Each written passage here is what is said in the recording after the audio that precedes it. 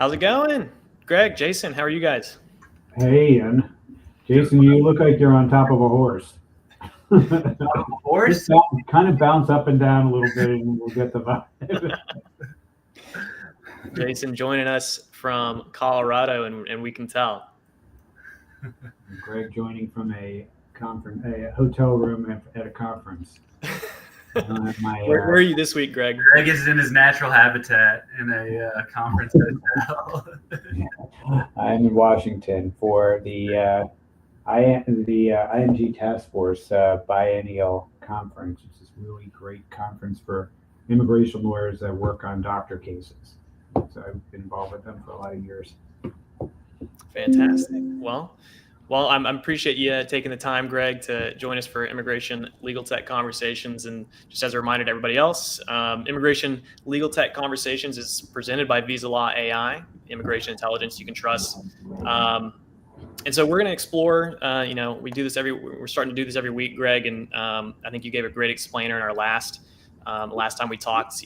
We talked about marketing and using AI for your marketing as an immigration lawyer, but exploring the evolving landscape of legal technology. It's changing really rapidly, and so we're going to continue to explore applications that you can use as an immigration lawyer, or really any sort of lawyer, or maybe you're just interested in the legal applications of technology and where that's going right now. So this week we're going to talk about translation and summarization applications with AI tools for legal professionals. We're going to do some testing. We're going to test a couple different prompts, but Jason, you and I talked a little bit about how important summarization and translation is, especially for an immigration lawyer, and just how different sort of the landscape is between, early 20, maybe even just a couple of years ago versus like how people are using translation services now because of AI. And so you've told me a little bit about,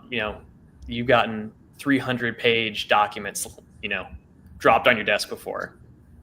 How do you deal with a document like that that's 300 pages and is in a different language?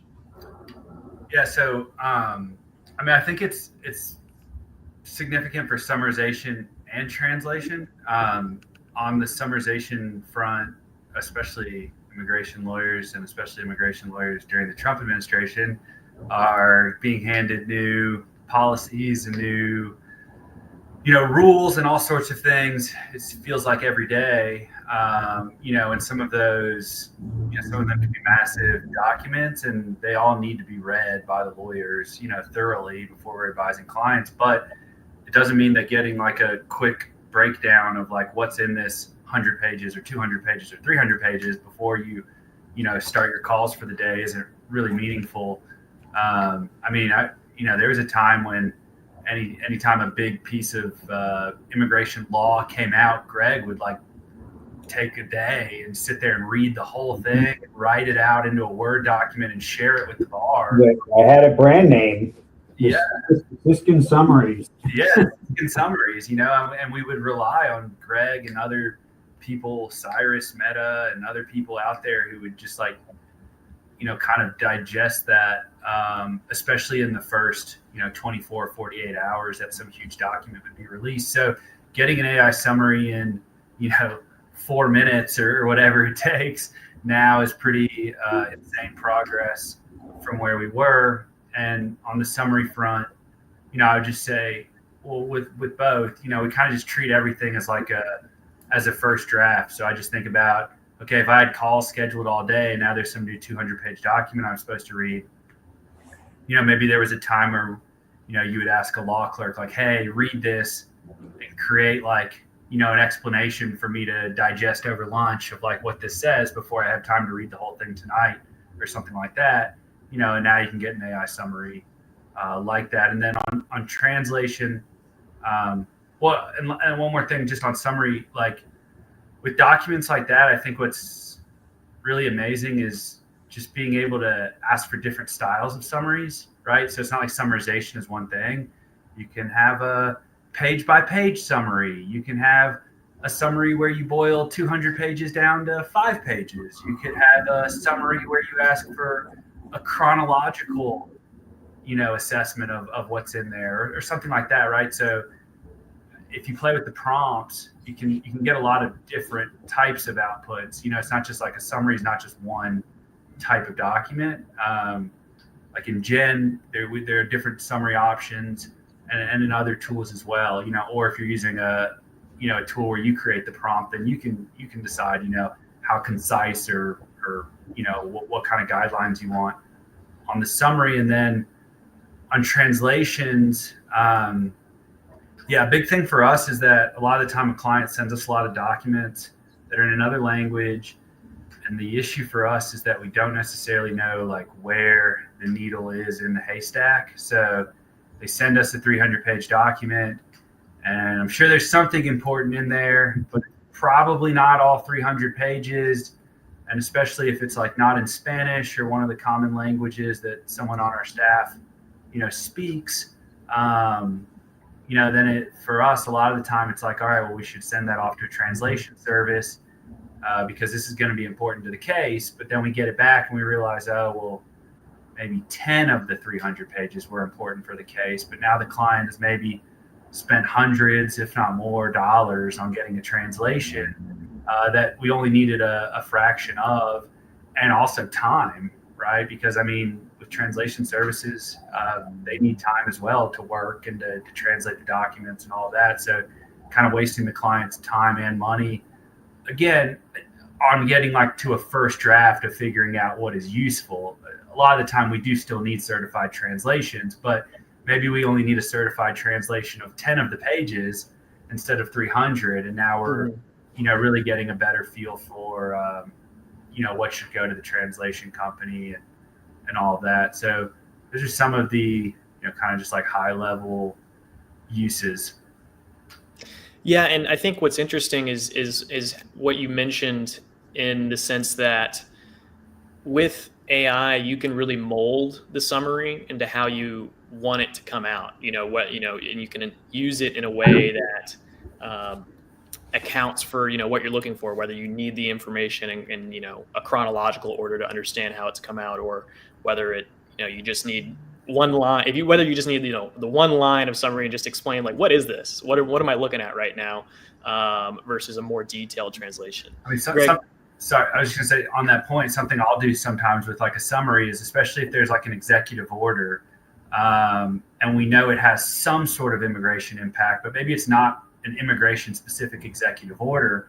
I'll feed that into an AI and specifically ask, yes, for a summary, but also highlight any time it mentions immigration, highlight any time it mentions the Department of Homeland Security or ICE or whatever it is, the term that I'm trying to identify, right? Immigrants, non-immigrants. And so, yes, you get a summary, but also you can have it pull out the key points that are, important to me, but maybe, less important to someone who practices in another area. I can give a concrete example of something from just the other day, and Jason will remember this because you were copied on this Teams. So the USCIS issued this new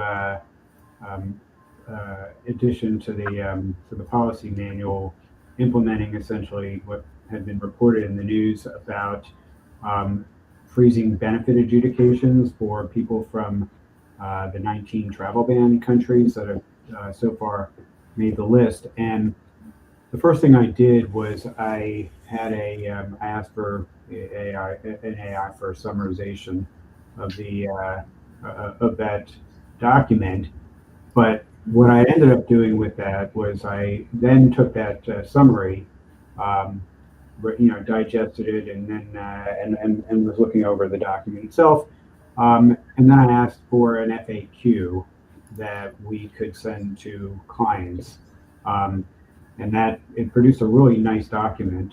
Jason, you saw that I think in our internal teams, and that was a first draft of a very detailed FAQ that we could send out to clients. That we did some review and we changed some things about it, but it was substantively excellent as far as what it was catching. There were a few nuanced points that we decided that we needed to tweak in there, but that's something that I would classify as a summarization job on there. I mean, it's basically give the lowdown. And so you could actually ask for in summarization, and some if you with the right prompt, you could always ask it just to turn anything into an FAQ for you as the lawyer, just to sort of, a lot of people digest documents better when they're in a Q&A format like that. So that's another way that you can think about summarization, is not just sort of a straight, paragraph setup. You can get it done all in bullet points. You can get it done as an FAQ. You can have it done in a lot of different ways, other than just a, whatever the AI decides is a summary. I think a good practice is, like, as you're using AI more and more, is like figuring out like what is the next task, not the first task. Like if you use ChatGPT or one of those, I mean, like the newer ChatGPTs, like they're so good at like suggesting the next prompt. It's like, oh, okay, here's the summary. Do you want me to turn this into a spreadsheet? Do you want me to turn this into a, like whatever? Like they come up with so many. Do you want me to add a column that lists this other thing that you didn't include? But kind of thinking about like that next task. It's like, okay, here's a summary. Now, what do I want to use this summary for? An FAQ, an email, whatever. Here's a translation, document that needs to be translated.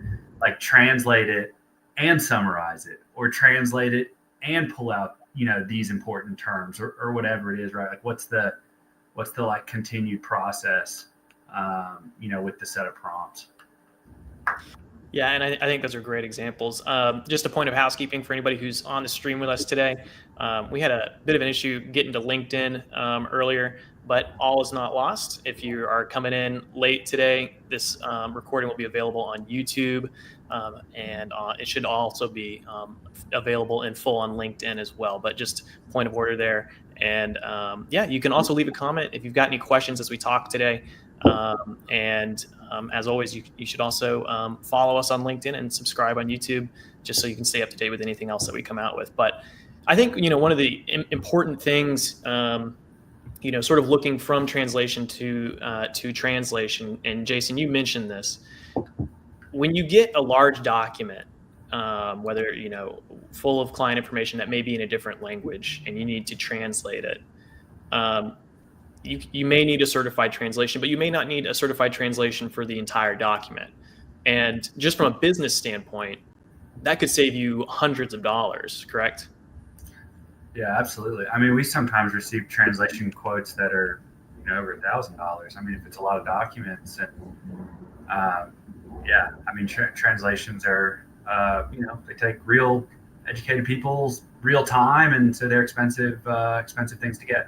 Certified translations. And what we're seeing now. Oh, go ahead, Greg. No, I was just going to mention as well, you can do a translation and summarization combined. So it may be that you feed in a fairly long document in one language and you say, give me a summarization in English. And that's maybe what you want, or you may want to do it that way. And I'm just reminded when I travel sometimes, and I'll use ChatGPT, the mobile, point the camera at some longer thing that I don't really need a whole translation of it, but I just ask ChatGPT, what is this? And it'll give me a couple of sentences about what this longer it might be on a statue, or it might be at a wherever it is, but it is handy that has those kind of capabilities, instead of just giving you straight translation, which is helpful, but it may be more than what you need.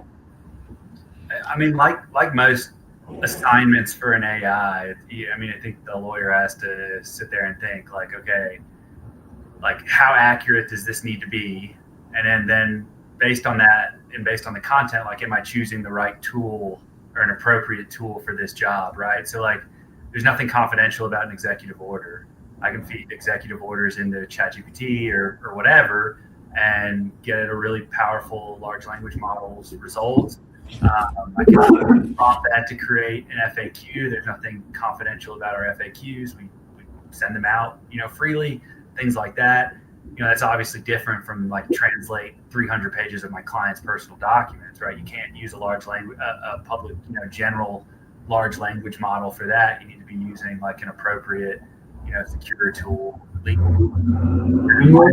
only talking about right now about translating from a foreign language to your language. We haven't even gotten into translating the other direction, where a lot of us have communications with clients that they're not great English speakers and could benefit from having communications done in that language. And I was, I was telling you sort of about the little trick that you can use to see how good a job it does translating to that foreign language, and that is take whatever you're wanting to send your clients, the email or the FAQ or whatever that's in English.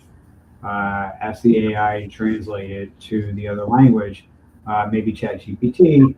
If it's not anything confidential, and then go into Claude or go into Gemini and take that foreign language document that was produced by ChatGPT and ask Claude or Gemini to translate it back to English. And if they, if they don't resemble each other really closely, there's a problem. But usually they do. But it is one way to see if they sort of miss some nuance or something like that in the translation. And you don't have to. Claude and Gemini don't have any loyalty to ChatGPT, so they'll call it like they see it when it comes to grading another model. So you don't have to really trust. Have the same trust. If you did the same task in ChatGPT and said translate it back, it probably would be honest with you and give you it's you don't have to take the chance. Well, since you brought it up, Greg, we can go ahead and do a live test for everybody, and in this test we'll take a 601A sample qualifying relative statement. So this is totally this is made up. This is a sample question or a sample document, but we're going to take this, and I will go ahead and get this booted up on the stream.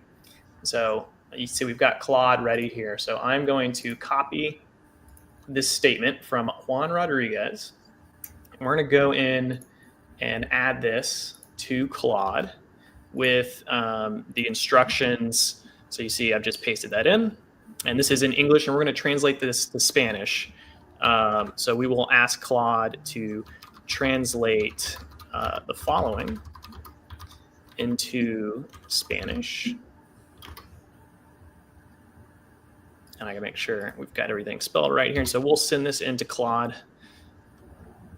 We'll get our translation here. And then what I'm going to do is I'm going to take this translation. As you can see, it's done a good job here quickly translating this into Spanish. And once I get this, I'm going to copy this, and we're going to go to Gemini here. ChatGPT, everybody's always using ChatGPT, so I figured we'd use Claude and Gemini as some good examples here. And so we'll ask this to translate the following back into English from Spanish. All right, so you can see we've got our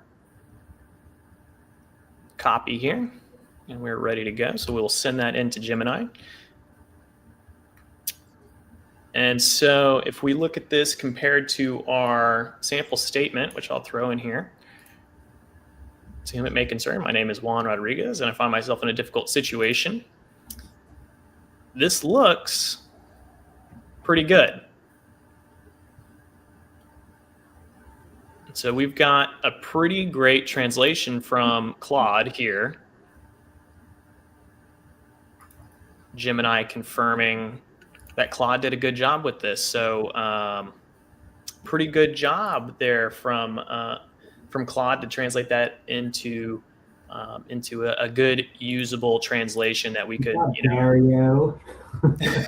I mean, I guess the other common version of like this test is using Google Translate, right? So you feed the document into, whichever one of your favorite general LLMs, and then the question is like, did it do a better or worse job than Google Translate, which uses AI but operates differently than the large language models, use like neural networks.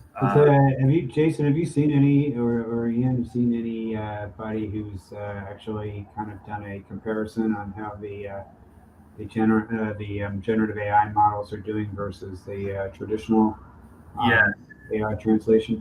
Yes, and they're doing amazingly well. There's some published studies out there on the subject. So they do different things well. Like Google Translate, is uses these enormous like multilingual models. They use a lot of like very, very famous, well-known texts, things like that. Um, they are. I mean, there's also like 200 plus languages in Google Translate now, so it's pretty robust. But it tends to, at least in the studies I read, like tends to maybe excel at like word for word translation, where the large language model tools are often really good, or even surprisingly better at picking up like nuance or tone, or like the writer's style, and like trying to keep that in the translation, where Google Translate may give more of a like the exact translation, like a chat GPT might kind of use the context of the entire phrase and kind of pick up the tone better. Things like that, like euphemisms tend to be an issue in Google Translate and work better in large language models. So it is interesting because, I mean, Google Translate is trained entirely to translate. I mean, that's what it does. And these large language models, like, that's not what they were created for. But I think it's just like what we continue to find is there's all of these like things that they're really good at that weren't necessarily, the number one priority and what they were built for. Right. And so I've gone over here to Google Translate and I've just added sort of our first sentence here. And you can see in this instance, Google Translate does actually a pretty good job of translating sort of the first part of this letter. But this letter was also, as you said, like it doesn't contain a lot of euphemisms or colloquialisms. We know that Google Translate does struggle with that from time to time. I've actually got a couple of examples as well for some of these, colloquialisms. One I've got here said, okay, C, which is Google Translate is thinking this is, will it be yes? Which is not, that's one of these examples of an exact translation.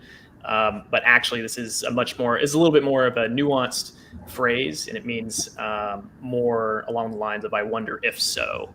And so this is sort of an example of what you were talking about, Jason, and the way that Google Translate can sometimes struggle with these word-for-word translations. And so I just wanted to highlight that for us. Google Translate is just cut and paste into the window, or do they have the ability to upload documents? And I mean, that's one of the things I like about the chatbots, the language models, is that you can just paste an entire multi-page document in. Where when I've used Google Translate, it's usually just for translating a paragraph here or there. You can upload full documents. Okay. There's I think myself included, and probably most people, we just like hit Google Translate and kind of do it on the like Google landing page a lot of the time, like what Ian was just doing. But if you actually like go into the Google Translate page, documents, you can upload documents there. Yeah, documents, websites. A lot of the time you just get like the prompt when you're on a website in a foreign language, but you can actually like input the URL and get translations that way. Yeah, so that's a good tip. And so we were able to see there sort of, at least in this one example. And, I am curious, Jason or Greg, what is the most, to what extent can you use the AI services for translation? Like you mentioned uploading documents. What is the largest document that you've had the chance to maybe translate? I actually, when I was testing initially with Jen, I wanted to see how translation would work on long documents, and I was like, how am I going to know whether it did a good job or not? And I did a translation / summarization test on there just to see how it would do, because one of the things with Visual AI is that we didn't really mention this, but one of the limitations of the language models like ChatGPT is there's a size limit, a token limit on how big the documents are that you can put in. And we figured out a way with our software where you can upload things of any size. So what I ended up doing was I went on to the Project Gutenberg, which is this website that has sort of public domain books and things like that. And I got it was in 5 parts, but Les Miserables by Victor Hugo is like a 1,500-page book. And I took part 1 and I uploaded that in and asked it to actually put it, I used summarization. I didn't use the translation tool. I uploaded it into summarization, and I had or maybe I did it in the translation, but in any case, I knew the story really well because I've read the book a couple times, and and it's one of my favorites. And and I was able to, so I could verify that it got the plot and everything correctly summarized as far as what it was doing on there. But that was probably 300 pages what I was trying there, and that was the only way I could think of to actually verify that it did a good job on on at least understanding what it was digesting, because I would know if it was screwing around with the plot or hallucinating on there. So that was an early example, but it worked well 2 years ago when I tried that. Yeah, that's a really good use case. I didn't know, Greg, you were a big Les Mis fan. I like Victor Hugo. I like Hunchback of Notre Dame also. I love that. But we've been talking about the translations and on there. I think hopefully we should mention as well about how great the generative AI is on translating voice, and that's something that I've also experimented with. But it's probably worth mentioning a little bit about that. I can say a few things with you if we're at that point on our agenda. Yeah, go ahead. Yeah, take it away, Greg. I know that the voice sort of there's sort of new frontiers that we're approaching, right? There's there's the one use case where hopefully at some point we'll be able to do sort of you'll be on a Zoom call similar to this with a client, and you could, say something and it be automatically translated as it goes through. And you've talked a little bit about as well. We talked about this in our marketing meeting. These sort of softwares that let you translate. Take a video of yourself and then you can turn it into. I'm going to talk about that in a second. But in the meantime, if you have the newer versions of these things, the Apple's AirPods. And there are other products out there that are doing it as well, but they've been building in simultaneous translation into their latest beta models for your AirPods. And so, I guess when GPT 4.5 or 4.0 debuted, they did when OpenAI did its live event on there, and they had the 3 people sitting around having a conversation back. The 3 OpenAI employees, or 2 OpenAI employees, were having a back and forth conversation between in Italian and English on there, and the ChatGPT was able to do a pretty good job. And this is like 2 years ago or a year and a half ago of doing simultaneous translation. And the models have only gotten better, and we have one comment talking about open source models that can do that as well. There's a lot of really interesting work that's happening in that space. And for immigration lawyers, I think that's going to be really very, very helpful tech. And I'm already been chatting with one company that is doing this as a Zoom plugin, essentially, where they're doing for legal conversations, where the lawyer and the client will be on a Zoom and able to actually have a consultation without having to have a translator participate, which is huge. I think it makes for a better conversation. You don't have to worry about the we know Jason and I will notice a lot of times with somebody brings their own translator that the person is not really translating word for word what's happening. They're kind of just describing the answer to the other and back and forth. on there. So that's something I think we'll see more and more of in immigration practices. That kind of technology.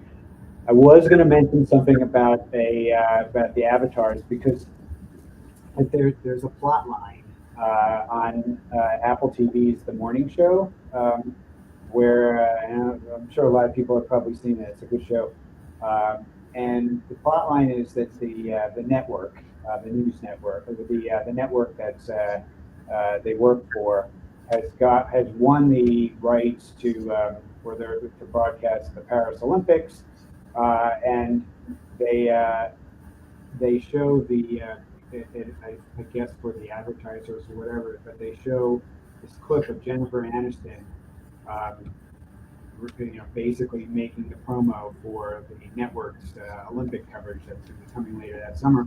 And then they show her speaking it in Chinese and Italian and all these other languages in her voice and with her lips moving and everything like basically looking smooth as can be on there. And that is it's I think for most of the American public, that's probably the first time they've ever seen anything like that. Was probably on this TV show where with that technology, the way it works. There actually is software that I started trying out a couple of years ago.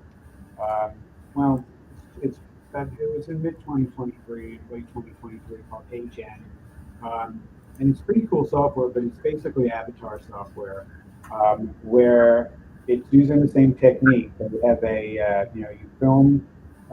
You record yourself reading a script for about 2 or 3 minutes, and it tells you to move your head around and do other things. And as far as like kind of training it, and then you have an avatar that you can feed lines into. So when I've done this, I recorded a test. I should have brought it for today, but I recorded a test at the time for audiences when I do talks on AI, and I read like a one sentence in English, and then it shows me. But that program as well is also translate. You can pick what language you want, and it will translate whatever you're speaking, whatever you've recorded, or whatever's in your. You feed a script in, it will give you that same script in whatever language you want, and then you're speaking it. And not only are you speaking it, but you're speaking it without really an accent or a pretty neutral accent. You don't sound like an American, like basically reading something in Spanish. And it's something that I would think, look, this is all deepfakes. That's basically how deepfakes work. And what in this morning show episode, that's actually what happens, where there's that technology is used against the network in a deepfake using some similar technology. But it's not a it's not a deep fake if A, it's your avatar, and B, you're transparent with, when you're putting it out there that this was was originally recorded in whatever language. You can put a little disclaimer on there just so people know on there. But I think it's a really helpful tool potentially for a lot of lawyers, especially a lot of lawyers who like doing video. There's a lot of lawyers who prefer doing recorded streams, or they like doing TikToks, or they like doing things where they're. I'm more of a written word guy, but on there. But a lot of lawyers, that's how they prefer to do it. And the idea of being able to take those and turn it into whatever language that you want, I think, is pretty appealing from a marketing perspective, but also maybe explainers for your clients that you can send embedded in an email that you're sending out is another use case that you can use in the same way on there. So that's a technology that is new, but it's pretty advanced for how new it is. I haven't personally played with it much, but there are products like DeepL which already have like. Basically, it joins your Zoom call with you. It's eventually. It's like a translation bot. It joins the call with you, and now, if you two were speaking whatever Italian, then I would be getting like subtitles on my screen of real time translations of what you all were saying. So again, I haven't used it much, but I've just watch videos and things like that. But it seems like that's the latest frontier, not the future frontier. It's kind of already that sort of stuff is already here. Which for immigration is unbelievable. Not only is getting translators pricey and whatever else, but often the people in your office who speak multiple languages are busy doing other things, because they're really smart, and so they don't want to just be translating. They have other stuff to do other than translate for you all day. And then the other thing that happens to me, sometimes is like I'm booked on a call with someone who requires a translator, but it kind of gets like missed along the way of scheduling that the person needs a translator, and now me and the person are on the call and no one realized that, to call the translator. And so it's also just like a convenience factor of not having to borrow another person's time, but also, not ending up in situations where it's like, oh, we scramble to resolve this for you. So what's the name of that software? And maybe Ian, you can put it in the put it a banner out so people can get to that website to plug in. You said Deep L, Jason? Here, I can share it. Deep L. Yeah.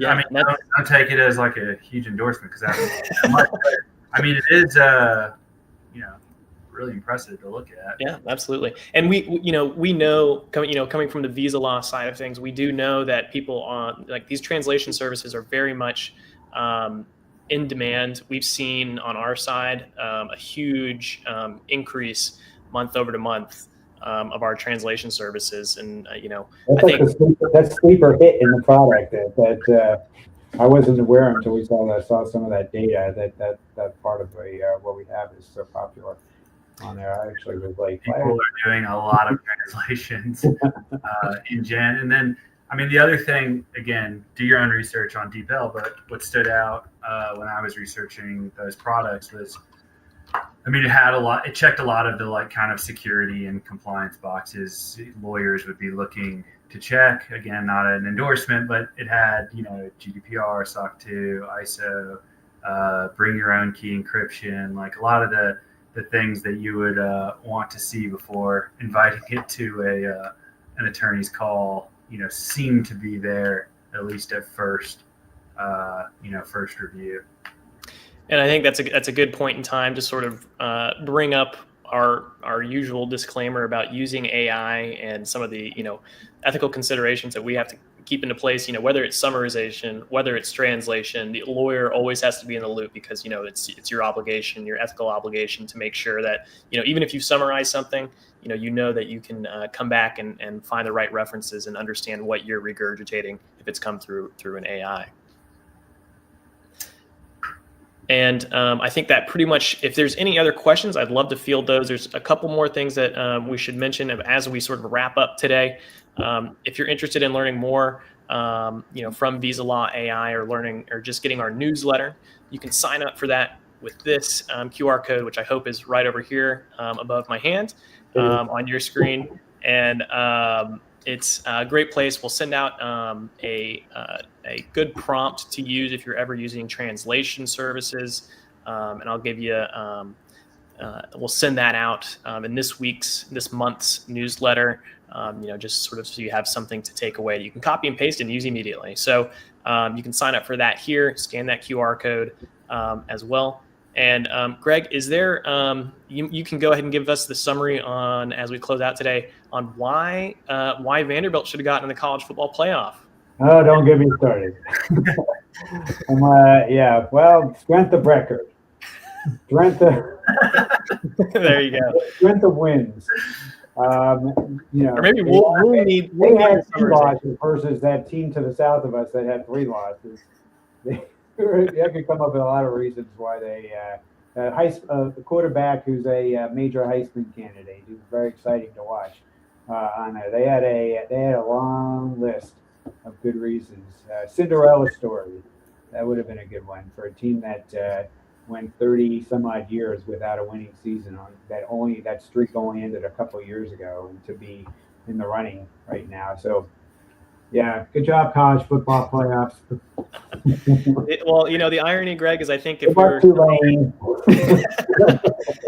the irony is if we were in the BCS era and we still had a computer doing this, I think that Vanderbilt probably would have gotten in. But here we are. So human intelligence. Well, that about closes it up for us today. Just as another reminder for anybody who's coming in, either at the tail end of this, you can find us on LinkedIn. Afterwards, you can find it on YouTube. Just search Visa Law AI. You can find us, subscribe, follow Greg on LinkedIn, and make sure that you stay up to date with all the latest in immigration legal tech. And we'll be excited to come to you in 2 weeks. I think we'll be back here, Greg, on the 23rd. I think we're going to talk about, I should check my calendar if that's the 23rd or not, the 22nd, talking about an interesting sort of pre-holiday conversation about how you can use AI to, plan some fun, tours for yourself, some walking tours, and maybe shopping. Test out, some shopping as well. So for the last minute shoppers, it will be timely. That's right. Just before the holidays, just perfectly in time. And so we'll have all of that for you on the 22nd. So be on the lookout for that on LinkedIn and YouTube and otherwise. But other than that, Greg, Jason, I appreciate you guys taking some time today. And absolutely, thanks for joining us. Thanks everyone. All right. Till next time, guys.